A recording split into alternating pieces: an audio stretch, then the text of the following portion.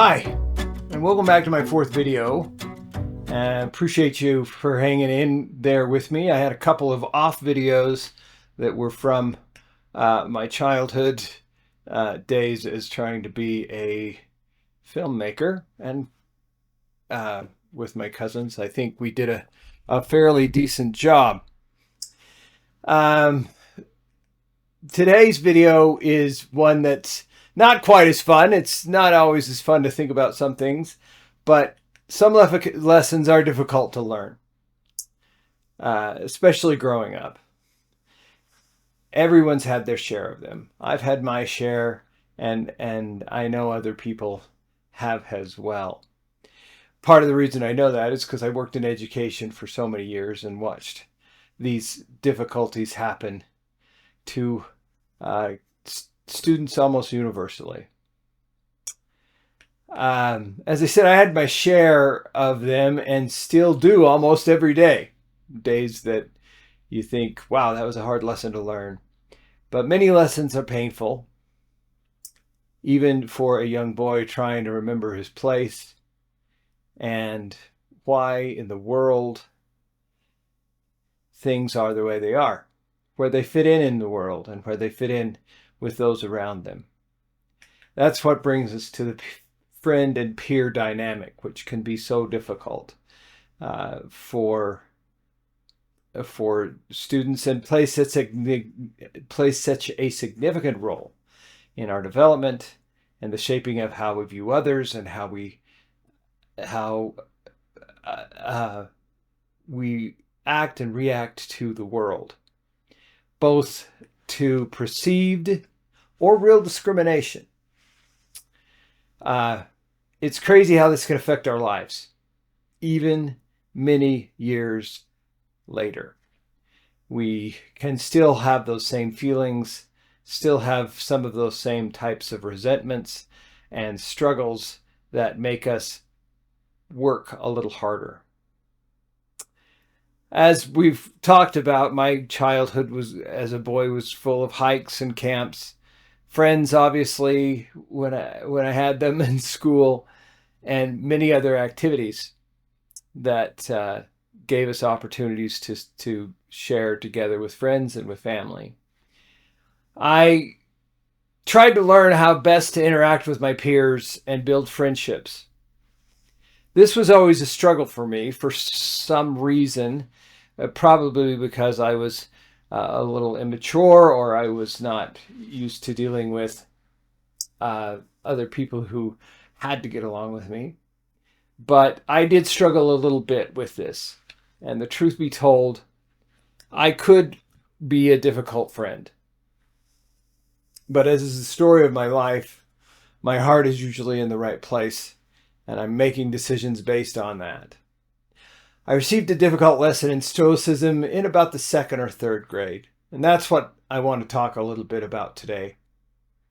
Not only the lesson I learned, but hopefully what we can get out of it.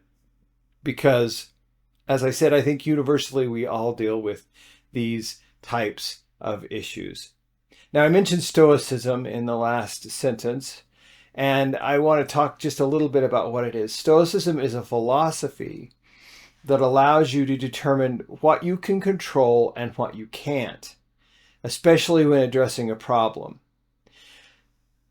What you should concentrate on are the aspects of that problem or issue that you can influence or change.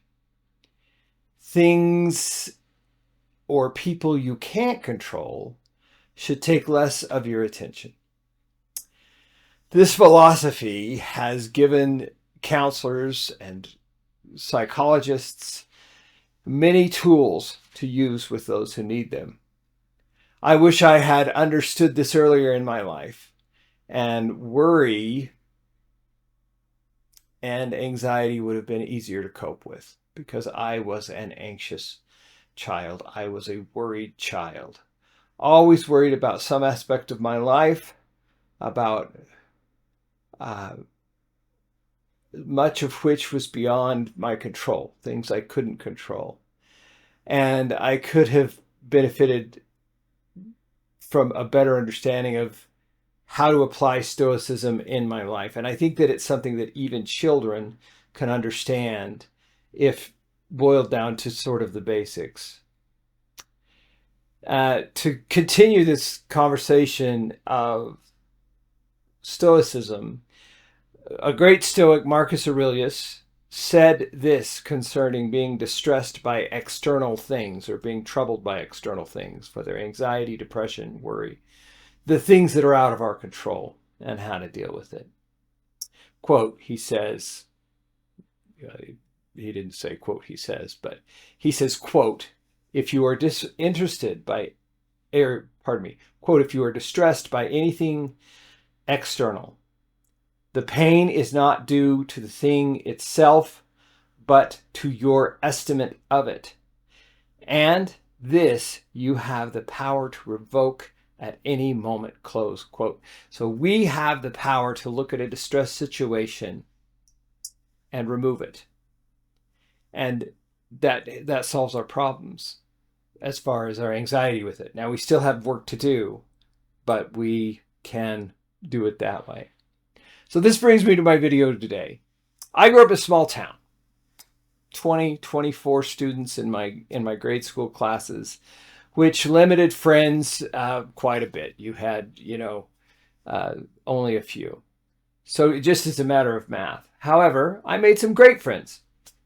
And most showed the kind of humanity I wish that we saw in all of our children and all of the world, really.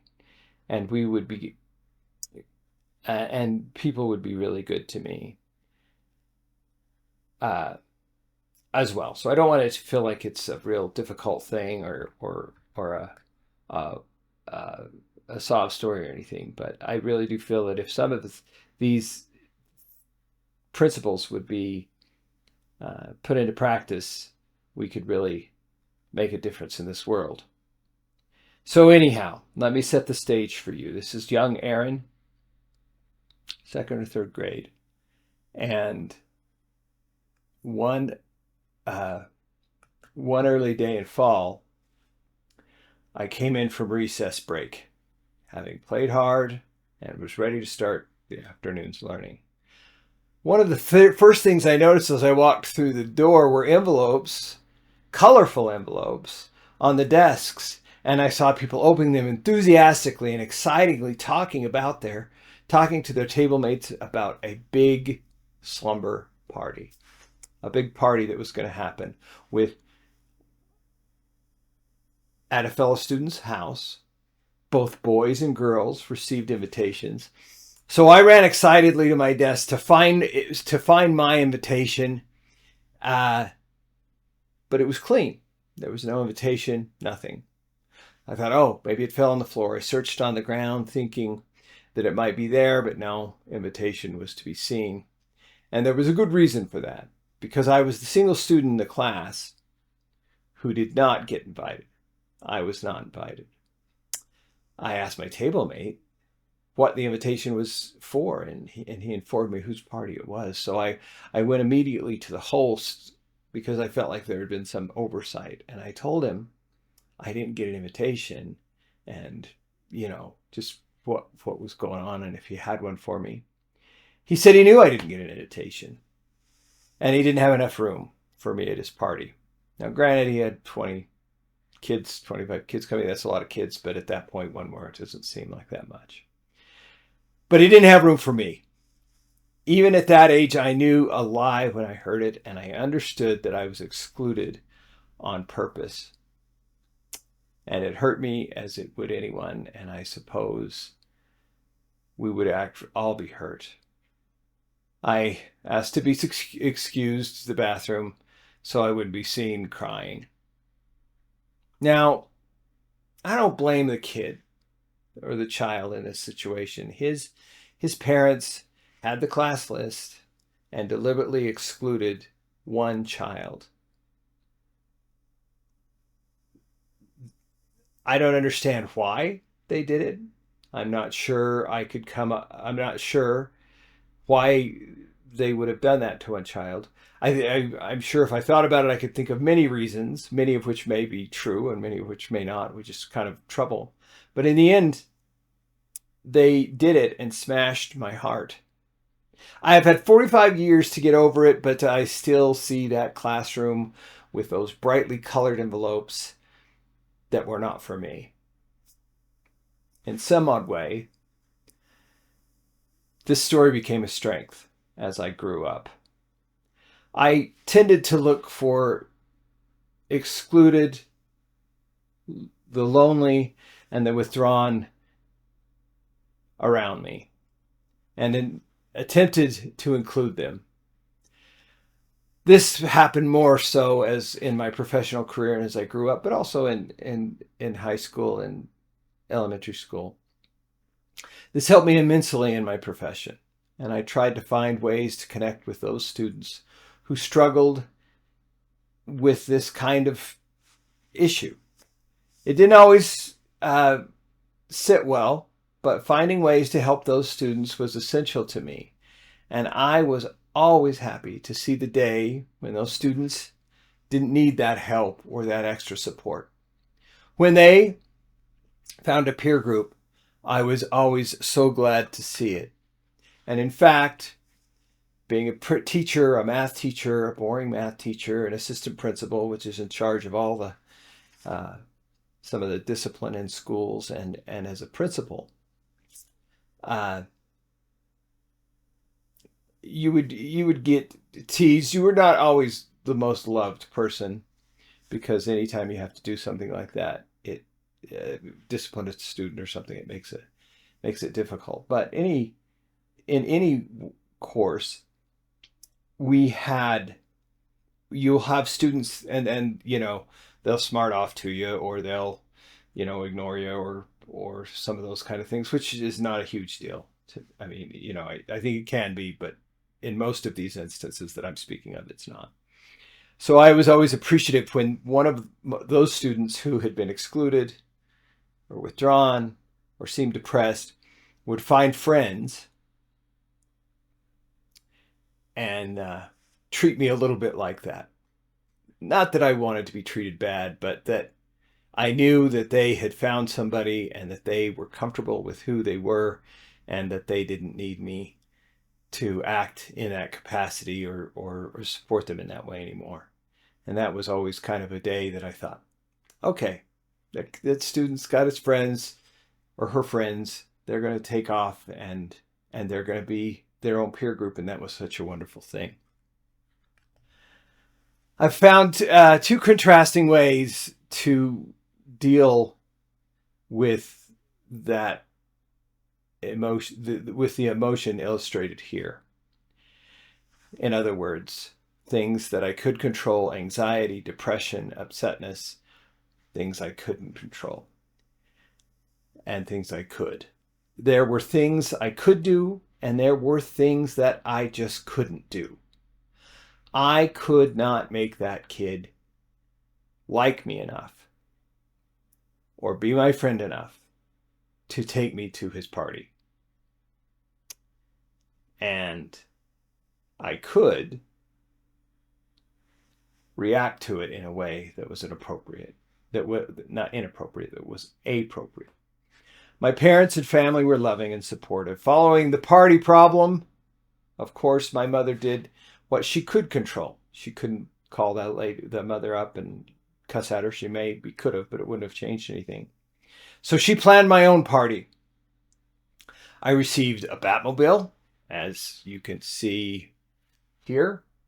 It's one of the coolest things. I wish I could find it. It was cast iron, so it's probably still around. And we had friends over for a rousing game of football in the Beanfield. Some of my friends. We're going to look at a little film, talk about some of the moves. Here I am with that die-cast Batmobile, as I said, waving something I needed coaching on, apparently, because my mother kept asking me to wave. I think sometimes we would get down to the end of the video or the end of the film, and they didn't want to waste any film, so they would make us do things like this. This video wasn't a real happy one, but life is not about only being happy. Life is about opposites. And any advice that I would give to those of you listening to this now or in the future is learn this lesson early on and use it often. There is one quote that I would just like to end with, and it's a quote by Marcus Aurelius. He, as I mentioned, was a Roman emperor, and he was a student of the philosophical studies. Dwell on the beauty in life, he says. Watch the stars and see yourself running with them. Dwell on the beauties of life, not on the parties you're not invited to, but on the Batmobile you get, the football game you get to play with your friends. See yourself running among the stars. I hope you will all run among the stars with me one day. Thanks for watching, and have a wonderful rest of your day.